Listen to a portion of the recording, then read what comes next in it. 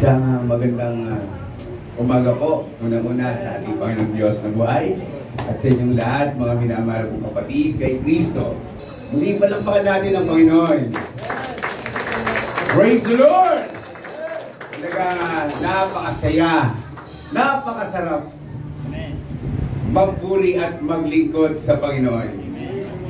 Kaya nga po, para maging success ang 2025 po natin, mga minamahal, ito yung memory verse ko, yung kalalabas ko lang. Aking gugutin, no? Mateo chapter 6, 33 and 34. Unahin muna natin yung 34 kasi paatras, pababa. 34 muna. 34 muna. Ano po? Huwag ninyong ikabalisa ang sa araw ng bukas. Sapagkat ang araw ng bukas ay mababalisa sa kanyang sarili. Sukat na sa kaarawan ang kaniyang kasamaan. Dito po mga kapatid, no? Huwag natin ikabalisa ang araw ng bukas. Totoo naman po, minsan kasi nangunguna sa atin yung araw ng bukas. Iniisip na natin yung bukas, paano naman ngayon?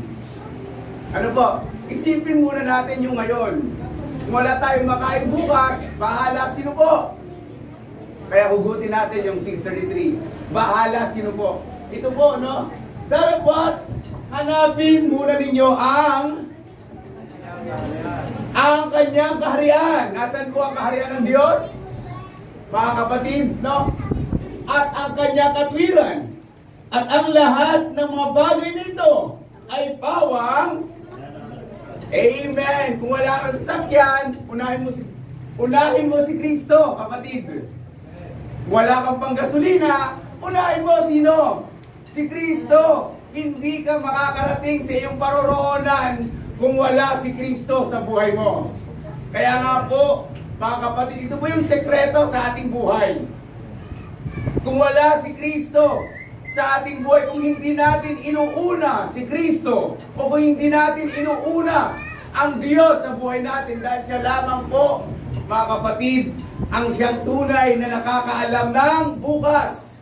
Kaya huwag natin ikabalasa ang bukas.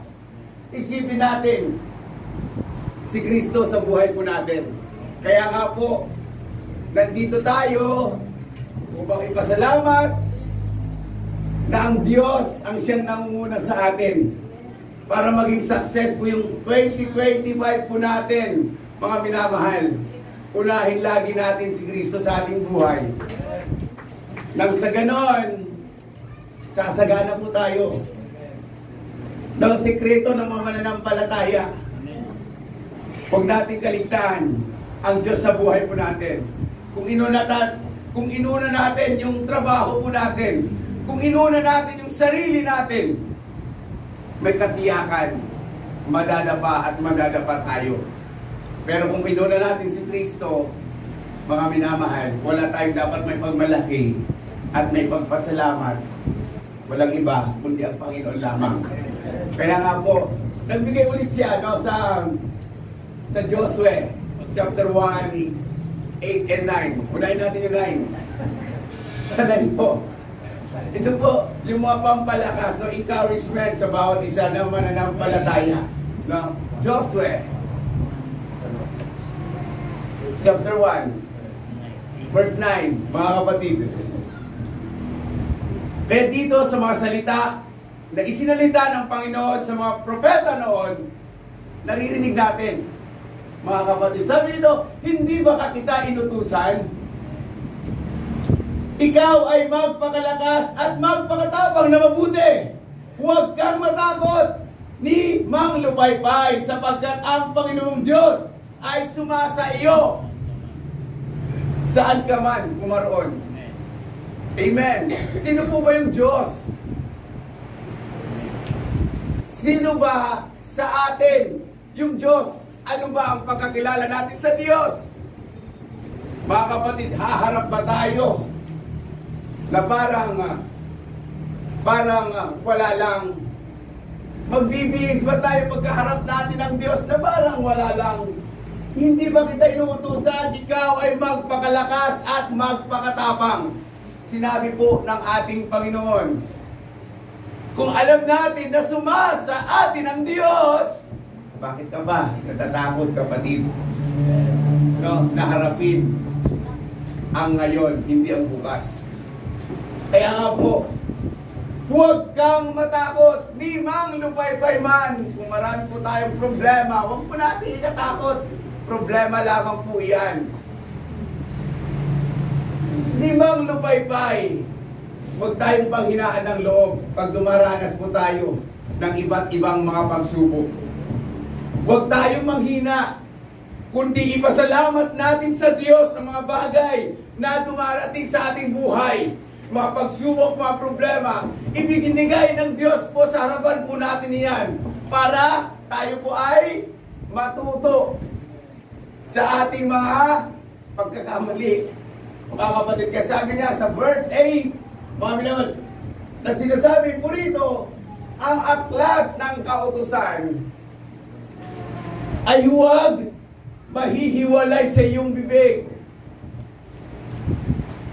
kundi iyong pagbulay-bulayan araw at gabi, upang iyong masunod na gawin ang iyong ang ayon sa lahat na nakasulat dito, sapagkat kung magkagayoy iyong pagiginhawain ang iyong lakad at kung magkagayoy magtatamo ka ng mabuting kawakasan. No?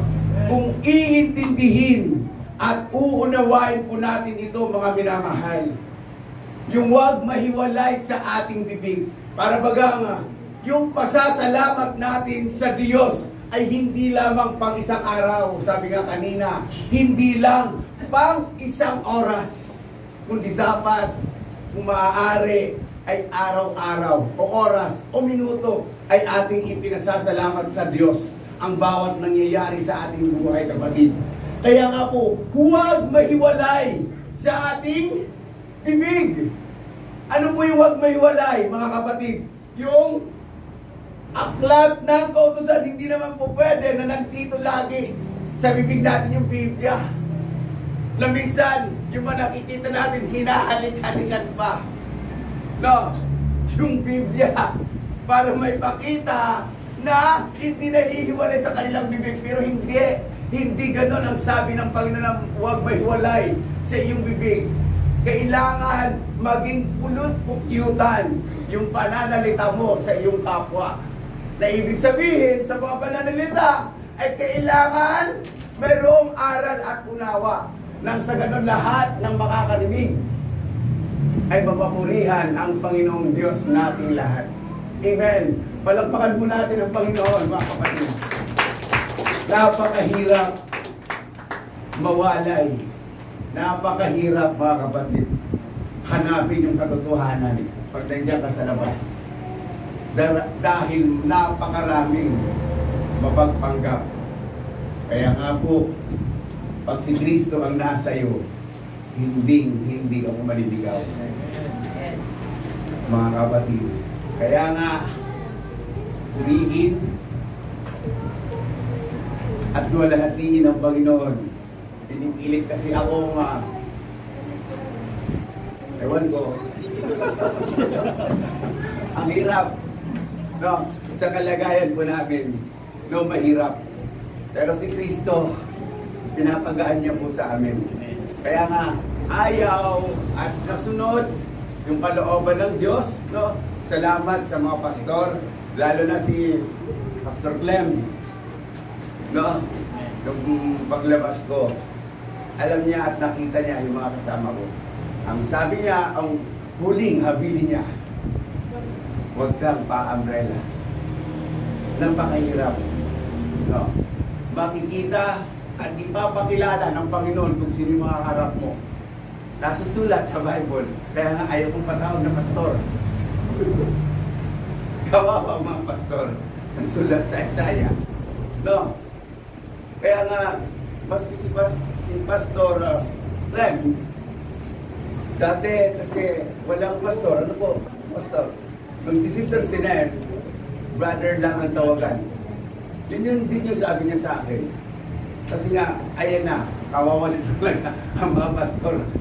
Nalalait na po sila. Na hanggang ngayon, No? Yung mga pastor na manliligaw. Eh sinasabi ko manliligaw. Mga kapatid, ito na, ang dami na nga nila. Pero ayaw ko talaga na pa-umbrella. Dahil ang Diyos, pag ang Diyos ang sumasa iyo, mga kapatid, kahit matigas at sabihin nila matigas ang ulo ko, sa Diyos, ako nagpupuri, hindi doon sa salapi. Kaya nga po no, gusto na nila wala si Brother Simon, gusto na nila sakupin. Pero samahan niyo ako sa panalangin.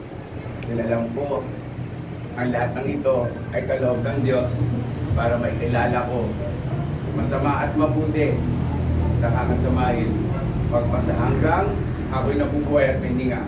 Puri ng Diyos ang mga kalakasang ito, mga memory verse na aking paulit-ulit na hindi humiwalay sa aking bibig, na kahit inaaway ako lagi, glorify unto the Lord. Praise God. Maraming salamat po sa Kanya at sa inyo mga minamahal. Purihin ang Panginoon.